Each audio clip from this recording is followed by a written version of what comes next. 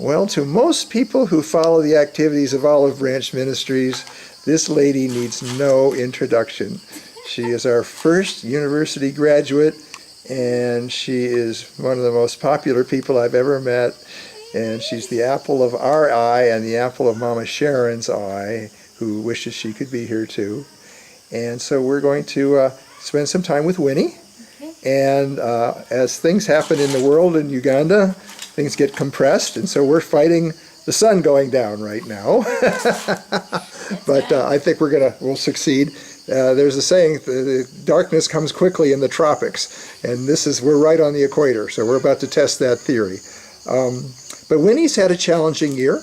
She's our graduate and was looking for a job, and then she got a job that was temporary. Well, temporary meaning there were several candidates at the end of it, and at the end of it, she was not the one who was selected. But I think she learned a lot, and so she's doing other things as she's looking for a job. And so we respect her so much, and she's just as delightful as ever. And so tell us a little bit about your last year. Hello everybody, my name is Winnie. Thank you for watching. How old are you, Winnie? 25. 25, okay. Last year was really good for me because towards the end I got a job. No, it wasn't towards the end. In the middle of the year I got a job, and it was a contract job for 3 months. This job was, I was called to go and work with one of the best organizations here in Uganda. That organization, it's called National Social Security Fund. Okay. Yeah, it keeps money for the pensioners. Oh, okay, yeah. Okay, we have two schemes. We have the private scheme and the government scheme. Mm-hmm. So those that are not saving with the government are supposed to save with this organization. Mm-hmm. So I was given an opportunity to work with that organization. It was really, good and interesting. I learned a lot from that organization. Mm-hmm. I learned a lot, and I was thank God for that opportunity. Mm-hmm. Well, you say you learned a lot, but let's be a little more specific, okay? Okay. Because you were telling us that you would write reports, and then your boss would edit them. Now, this I have to tell you is a fact of life in business. Everybody has a boss, Mm-hmm. and every boss wants a report, and every boss then starts changing it. That's right. I had 40 years of that. Mm-hmm. All right? Yeah. But you got to start somewhere to learn the skills, right? Okay, what other things? You were telling me about meeting some important people, maybe?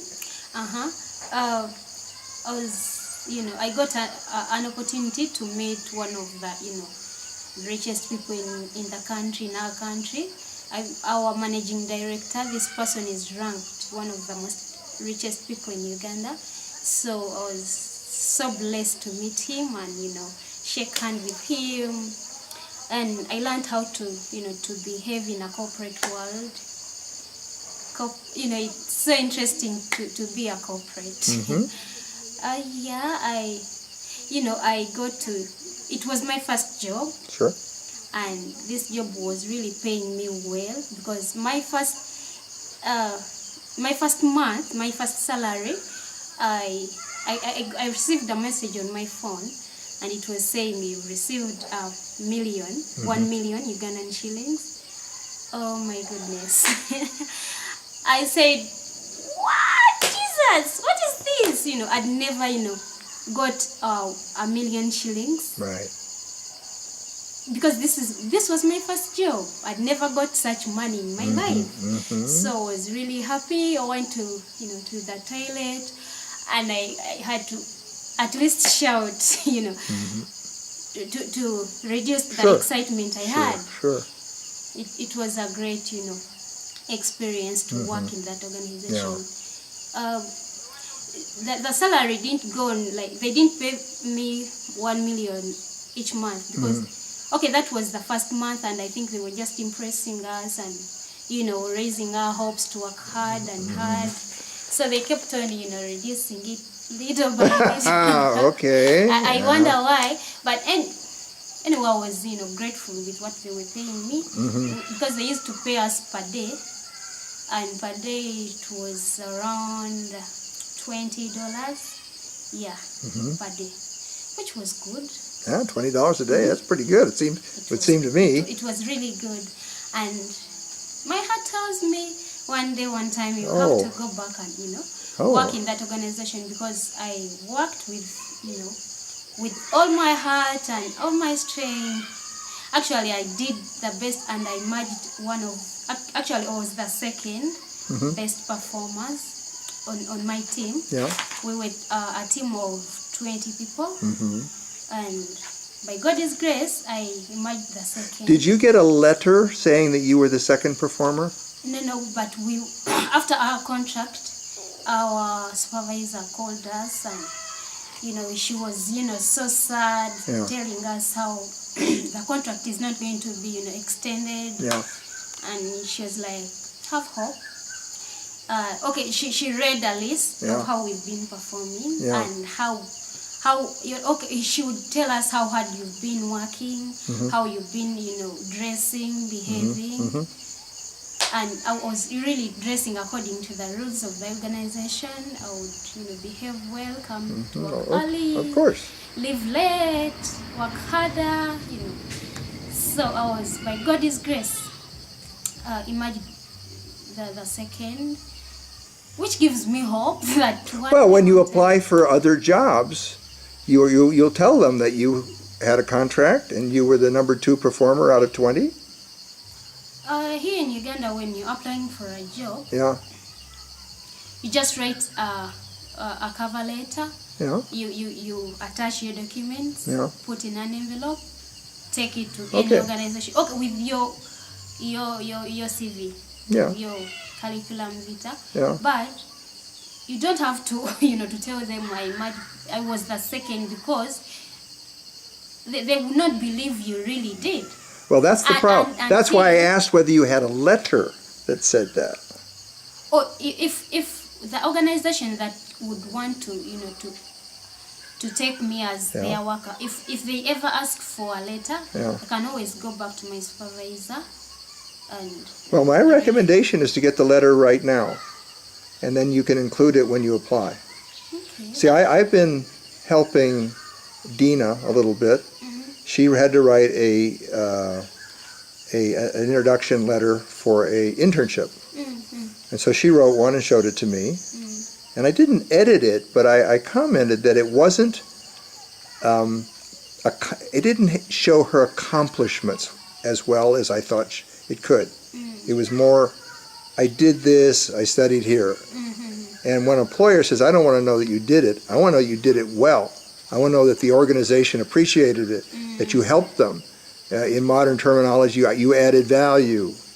And so when you apply for a job, because now I'm helping Millie do the same thing. And Millie's applying for jobs like you are. Yeah. And I said, Millie, in my life, I've probably been on teams that have hired 300 people, maybe 400 people. I probably read 1,000, 2,000 resumes, maybe 5,000, I don't know. And so and you get many, and they all look pretty good. Well, most of them look pretty good. So what impresses you? Well, what impresses you is achievement. Not just I studied, I did, blah, blah, blah. Is I made things better. I worked for an organization and helped them achieve their goals, which in the case of many companies is I helped them make money, get more customers, raise their prices, I don't know. So what they want to read about is somebody who has, and even at a beginning level, you can say, I came in second, and what we did was, and I don't even know what you did, but let's say that you improved the record-keeping system, or you cleaned the files and made it so you could use them more easily, or I supported the man who then sold a big contract. All right? So it's achievements. So that's one, is achievements. And then the other is the excitement about what you can do for them. I believe that I can help your organization do. So in Millie's case, we were talking about a beverage company. Oh, yeah. And I said, well, Millie, put on the piece of paper. I can help. I believe that I am good with people and I'm hardworking and I believe I can get you more customers. I can talk to more distributors. I can talk to more retailers and put your beverage on a higher shelf and get more money. And I can add value to your organization. And so I recommend the same thing to you. Be achievement oriented and be prospectively, how can I help you succeed? Because as I've had this question. I've sat down in interviews and they said, why should I hire you? They just ask you that flat out. Why should I hire you? Tell me why I should hire you. Same question they All right? asked me. But put that in your cover letter, because otherwise you're not going to stand out.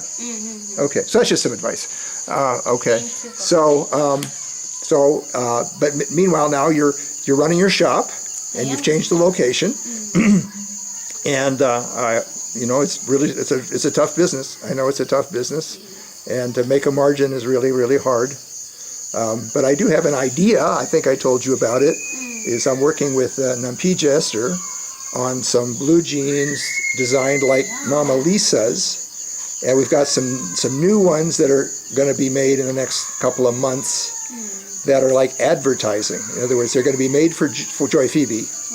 And then she's going to wear them to events and see if we can drum up some business. But I had this other idea, which is for a store like yours, which is not right where the people walk. They have to look up a hill a little bit, right? Yeah.